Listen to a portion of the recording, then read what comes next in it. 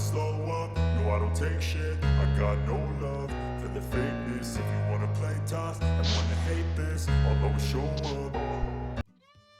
მე მინდა დავიწყო მოგესალმებით. მე მინდა დავიწყო ჩემი ფილმების რეტროსპექტივა.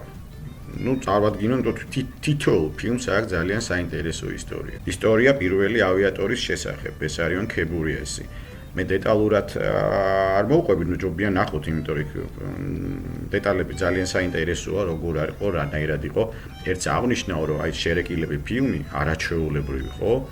ჩვენი უდიდესი ელდარ შენგელაიასი და უდიდესი რეზო გაბრიაძის შედევრი, ხო? აი დაფუძნებული არის ბესარიონ ქებურიას ნამდვილ ისტორიაზე. ერთი რაღაც მინდა კიდე აღნიშნო, რომ აი როდესაც არქივებში ვიქეკებოდი ესე რომ ვთქვათ, იქ მითითებული იყო, რომ იყო იქ სინემატოგრაფია, ანუ გადაღებულია ეს პირველი გაფრენა. საინტერესო აღარ მოვყვები მეორე მესამეზე რა მოხდა და აი სად არის ეს მასალა, არის მოსაძიებელი, ხო? ეხლა შეიძლება ბევრს არ ესიამოვნოს სოფლიოში საქართველოს ქართული ავიაციის ისტორია, იმიტომ რომ თუ სოფლიოში არსებობდა პირველი British Airways-ი, ხო? მაშინ British ერქვა. საქართველოში პარალელურად კი არა, მე მგონი აი ერთდროულად იქნება ზაკავია ბესარიონ ქებურიას დამსახურებით. აი ეს არის უდიდესი მასშტაბი და ერთ გულდასაწყვეტს ვიტყვი, რომ საქართველოში აეროპორტს უნდა ერქვას აუცილებლად ბესარიონ ქებურიას სახელი. ეს არის უბრალოდ დანაშაული. მე პირდაპირ ამას ვიტყვი, რომელიმე აეროპორტს აუცილებლად უნდა დაერქვას. იმიტომ რომ სოფლიოში თუ იყო ორი, ჩვენ ყავდა ერთი. ეს კაცი არის უნიკალური, ხო? მოვლენა, რომელსაც საერთოდ არ იცოდა რა იყო თვითმფრინავი და არ იცოდა პროპელერი და ბავშვმა ჩხოროწყუში უკვე დახატა პროპელერი. პროპელერი არის მთავარი მოვლენა. კიდე ყავს ავიატორები, ეს არის შიუკიშვილი, რომელიც ესე იგი არის პირველი გიმნაზისტი მფრინავი, რომელიც აი 14 წლის ბავშვი გადმოხდა მახათას მთიდან. და ნუ აღარ ვლაპარაკობ უკვე ქართველ შვილზე, ხო? ჩვენი ქართველი. აბა, წარმატებულ ფრენას გისურვებთ, ვინც თვითმფრინავით მიფრინავთ სადმე და გახსოვდეთ, რომ სიამაყით შეგიძლიათ ჩასხდეთ თვითმფრინავებში, იმიტომ რომ ძალიან ბევრი დეტალი მნიშვნელოვანი შექმნილია ქართველი ავიატორების მიერ, თუნდაც 3 შასი რო აქვს თვითმფრინავს, ესეც ქართველი ფრინავების და კონსტრუქტორების, მოდი ესე ვთქვა, და ფრინავების დამსახურება არის, ხო? აი, ქართველი შვილი მაგალითად, ხო, როგორ აკეთებდა, ხო? აი, არ ჭირდებოდა არც ელექტრიკოსი, არც ის, აი, ყველაფერს თვითმფრინავს თავიდან ბოლომდე ქმნიდა. ასე რომ, იფრინეთ სიამაყით. დიდი მადლობა ყურადღებისთვის.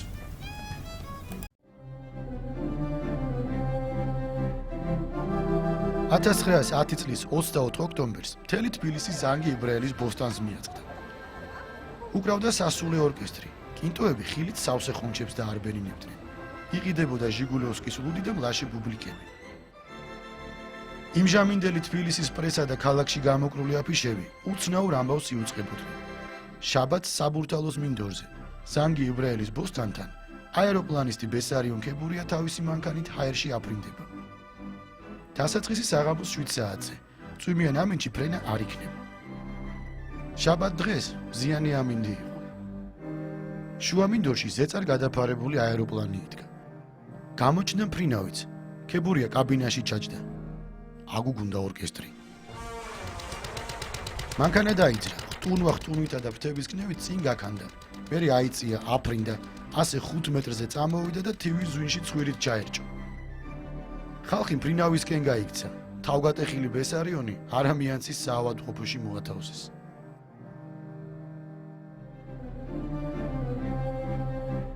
მას შემდეგ თვითნაკეთი თვითმფრინავით ბესარიონს კიდევ 4 აფრენის მცდელობა ჰქონდა. მაგრამ ამაოდ. მეხუთე მცდელობისას, როგორც იმჟამინდელი პრესა იუწყება, საბურთალოს მინდორზე 4 კაციღა მოგროვდა. ავიატორი არ ჩქარობდა. ხელთათმანები გაიკეთა, სათვალე მოირგო, კაბინიდან გადმოიხარა და სამუხრუჭე ღვედები აუშვა. აეროპლანმა სისწრაფე აიღო და წინ გაიჭრა. კარგახას მიგორავდა მინდორზე. მინდვრის ბოლოს კი ცაში აიჭრა.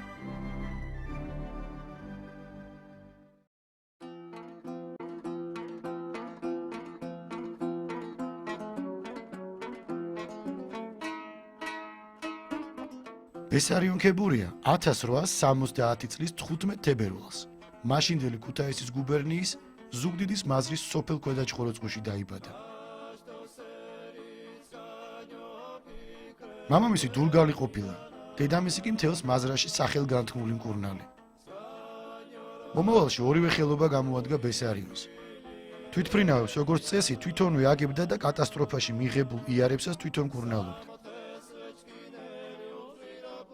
ბავშვობაზე ეს გატაცებული იყო ფრენით. აიყვანდა იმას ხატვებს. აიყვანდა სახურავზე. მე იქიდან ჩამააფრენდა.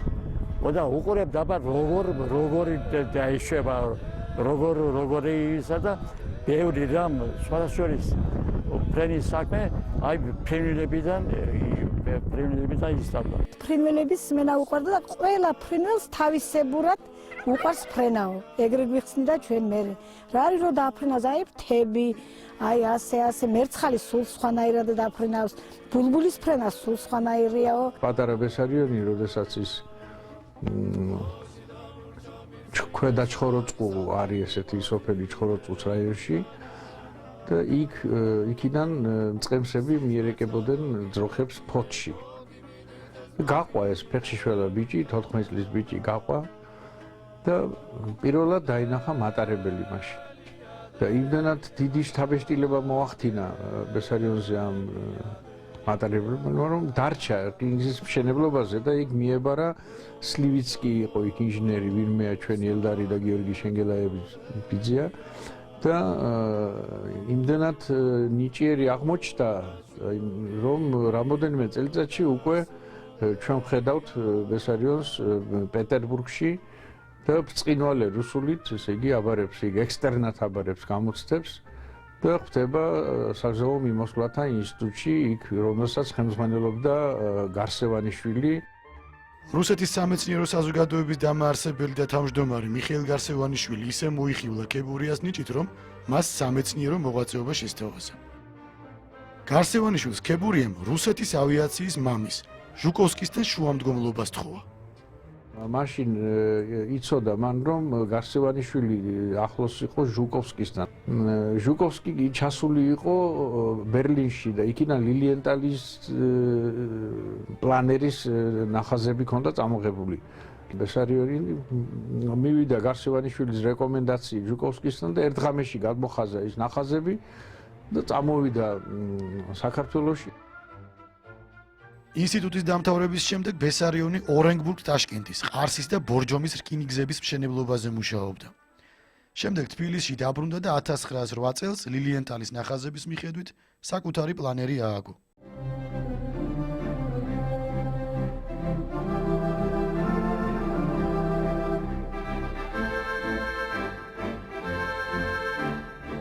თავისი კონსტრუქციის თვითონა ბევრჯერ ჩამოვარდნილა.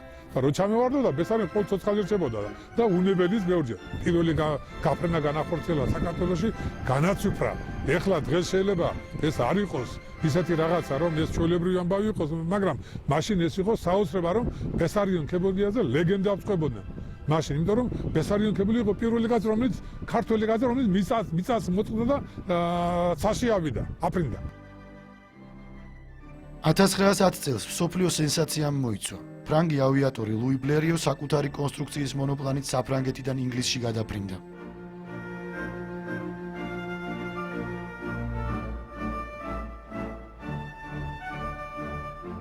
როდესაც გაიგო, რომ უკვე იხსნება საფრანგეთში საფრენოს სკოლები და უკვე შეიძლება ძრავის დაყენება პლანერზე, აი მაშინ მიატოვა რბილად ვთქვათ, ულამაზესი ცოლი, სამი ბიჭი და გაემგზავრა პარიზს და დაეხმარენ მას კიდევ კავკასიის საერნაოსნობის საზოგადოება დაეხმარა, თუ რამე ებადა თვითონაც ისიც გაყიდა და აი ამ ფულით წავიდა საფრანგეთში. არსებული წესის მიხედვით რუსეთის იმპერიის მოქალაქეებს საზღვარგარეთ არ უშვებდნენ, ვიდრე გვარს არ შეულამაზებდნენ. ამრიგად ქებურია ქებუროვი გახდა. საავიაციო სკოლები მაშინ აეროპლანების კონსტრუქციის ორი ტიპით განსხვავდებოდნენ. იქ იყო რამოდენიმე სკოლა მაშინ გახსნილი, მაგალითად ფარმანის სკოლა იყო, სადაც ბიპლანებით დაფრინავდნენ, ბიპლანი მოგეხსენებათ ორ რიგათარი ფრთები და უფრო მეტი წონის აწევა შეუძლია, მაგრამ უფრო ისეთი სიჩქარე იმდენი არა აქვს მანევრირება და უფრო ადვილი მართვადია, მაგრამ ბესარიონმა გათვალა ის, რომ მომავალი მაინც მონოპლანებს ეკუთვნის და ამიტომ წავიდა ბლერიოს სკოლაში, სადაც ბევრად უფრო რთული იყო მართვა. საფრენოსნო სკოლაში სწავლის საფასური 2600 ფრანკს შეადგენდა. იმ დროისთვის ეს წარმოუდგენელი თანხა იყო. ყოველი ავარიით მიყენებული ზარალისათვის მოსწავლეები ჯარიმდებოდნენ. ეს სკოლა არსებობდა ჯარიმების ხარჯზე, იქ მხოლოდ მინდორზე გასწავლიდა ინსტრუქტორი და მერე ცაში შენ თვითონ მარტო უნაფრენილიყავი, ამიტომ ხშირად ხდებოდა ავარიები და აჯარიმებდნენ. ახლა ამის საშუალება ბესარიონს ნამდვილად არ ქონდა, ამიტომ ასეთი მეგრული ხრიკი იხმარა, პირდაპირ იყიდა ყველაზე იაფი თვითფრინავი 25 ცხენიზალიანი ბლერიო 11, რომლითაც აი ბლერიო გადაფრინდა და გადალახა ის 37 კილომეტრი საფრანგეთსა და ინგლისში. და რასაკვირველია, სუსტი ძრავა ქონდა ამას, მაგრამ ბესარიონმა ის მოახერხა, რომ ძალიან ოსტატურად შეასრულა ყველა ის პირობა, რაც იყო იმისათვის, რომ მიიღო ეს მართვის უფლება. ბლერიონ ბესარიონი როგორც წარჩინებული კურსდამთავრებული, საფრანგეთის იმჟამინდელ პრეზიდენტ ფალიერსაც კი წარუდგინა. საფრანგეთში საჩვენებელი ფრენის დროს ერთ-ერთი ფრანგი ავიატორი აეროდრომზე პირდაპირ მთავრობის წარმომადგენლებს შეეჯახა. დაიღუპა საფრანგეთის სამხედრო მინისტრი ბერტო. მას შემდეგ ქალაქების თავზე ფრენა აიგრძალა. პირველი გაფრენა მოეწყო ვარშავაში. იქ მიუხედავად იმისა, რომ ცუდი ამინდი იყო, იფრინა ბესარიონმა, დიდი წარმატება ჰქონდა და ამ იპოდრომზე მაშინ აეროდრომები არ არსებობდა, იქ იპოდრომზე უამრავი ხალხი იყო შეგრებილი, მაგრამ რატომღაც გენერალ-გუბერნატორის კალონი გამოვიდა იქ და უთხრა, რომ თქვენ დაჯარიმებული ხართ 500 ივანეთი ოქროთი, ეს მაშინ დიდი ფული იყო და გაკვირვებული იყო ბესარიონი თუ რატომ და იმიტომ რომ თქვენ აი ქალაქის თავზე დაფრინავდითო და რომ ჩამოვარნილიყავითო, მე აქ ცხენები დაფრთხენო რაღაცა. ამ დროს რაღაც პატარა ტანის ქალი გამოვიდა, კოხთა ქალი და თქვა, რომ ჰაერში ცაში გამარჯვებულებს არ სჯიანო.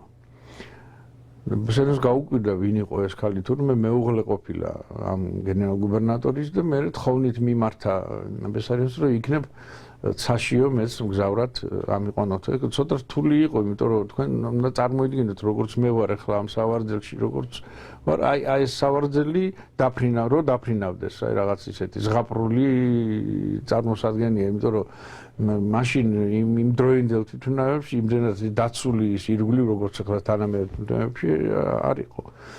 მოისვა ბესარიონმა ეს ქალი, კი ბატონო იფრინეს მაგაცმა და ეს როცა ამას ყვებოდა, მე უკვე 16-18 წლის ბიჭი ვიყავი და მაინც ვკითხე, რომ ბაბუ მე რომ ჩამოფრინდით, მე რაკენი თქო. არა, დამპატიჟა სახშიო, სუფრა გაგვიშალა. მე მეუცხარი.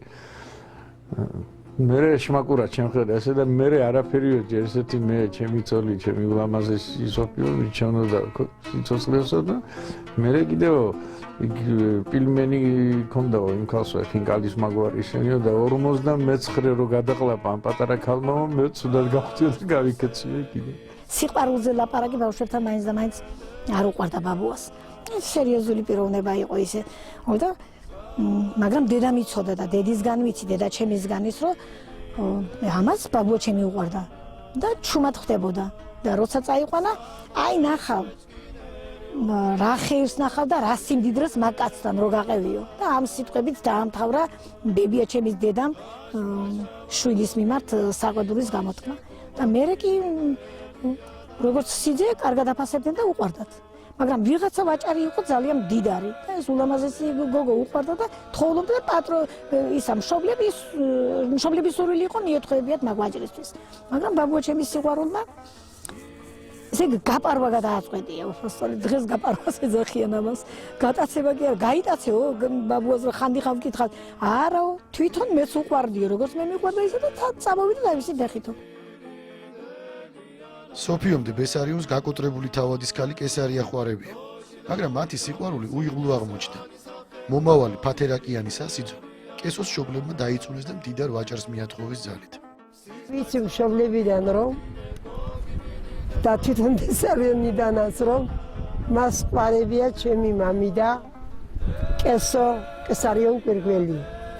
და როდესაც გადაიცვალა საწყალი ჩემი მამი და მე სტუდენტი ვიღავი, ეს კესარიონი იყო ჯვებერო ბაბასა და ქეთევან ლომთადიძის, ჯვებეს დედა და ქეთევანის დედამთილი და მთელი თბილისი იქ იყო. კესარიონი ჩვენ მიყვებოდა ჩემი ოჯახი და მივარდა ვოსთან ჩემო კესარიონ, მადმაზელ კესარიონ, ხოდა ისეთი კარგი სიტყვა უთხრა რომ მთელი ხალხი გააგიჟა.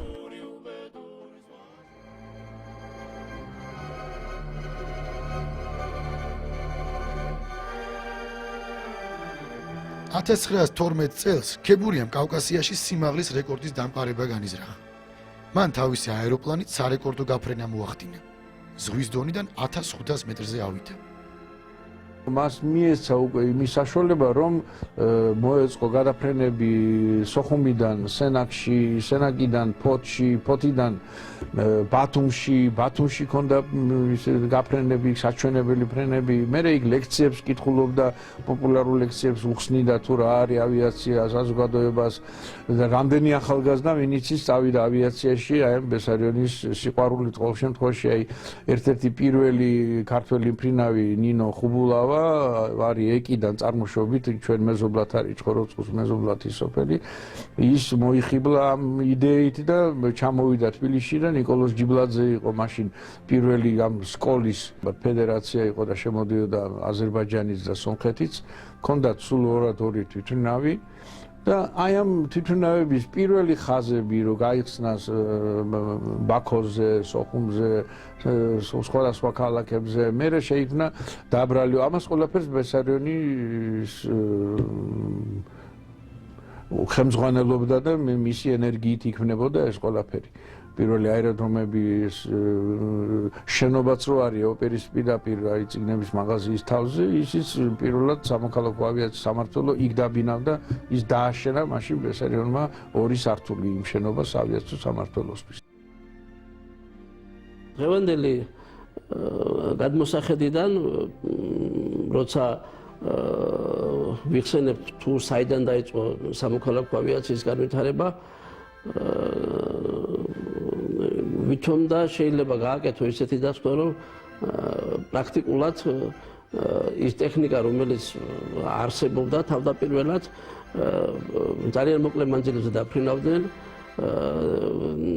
და შედარება არ შეიძლება დღევანდელ რეაქტიულ ტექნიკასთან, მაგრამ საფუძველი მაინც ფრენის კანონები საფუძვლად მაინც უდევს ის პირველი თვითმფრინავები, რომელიც თვითმფრინავებზე დაიწყო თუნდაც იგივე ბესარიონ ქებურიამ ფრენა და მისმა თანამოაზრეებმა. 1923 წლის 10 მაისს ზაკავიამ საქართველოს სამოქალაქო ავიაციის ისტორიაში პირველი კომერციული სამგზავრო რეისი თბილისი-მანგლისი განახორციელა. მანგლისში, იმიტომ რომ მაშინ ის ითვლებოდა ყველაზე ელიტარულ კურორტად და მთელი მთავრობა ისვენებდა მაშინ მანგლისში.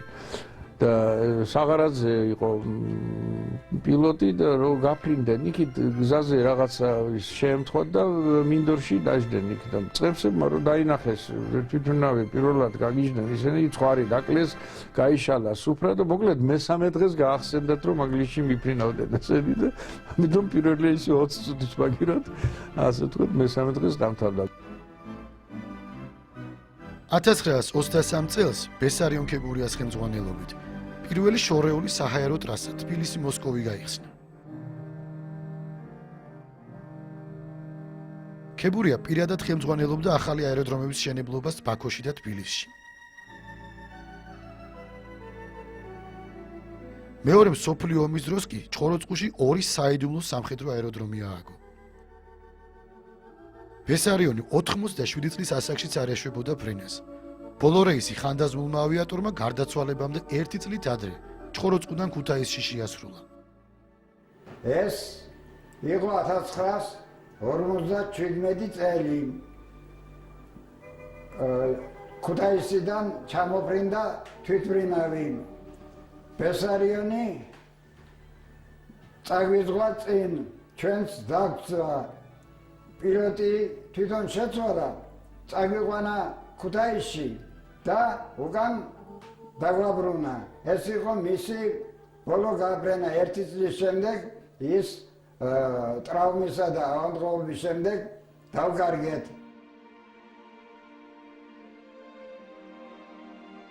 მოგვიანებით თბილისში, ნაძალადევში ერთ-ერთ ქუჩას ბესარიონ ქებურიას სახელი ეწოდა.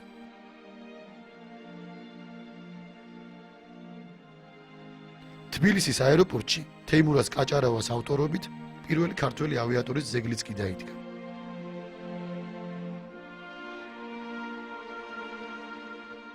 ძეგლი 90-იან წლებში ჯარში გადადნობას სასწაულად გადაურჩა.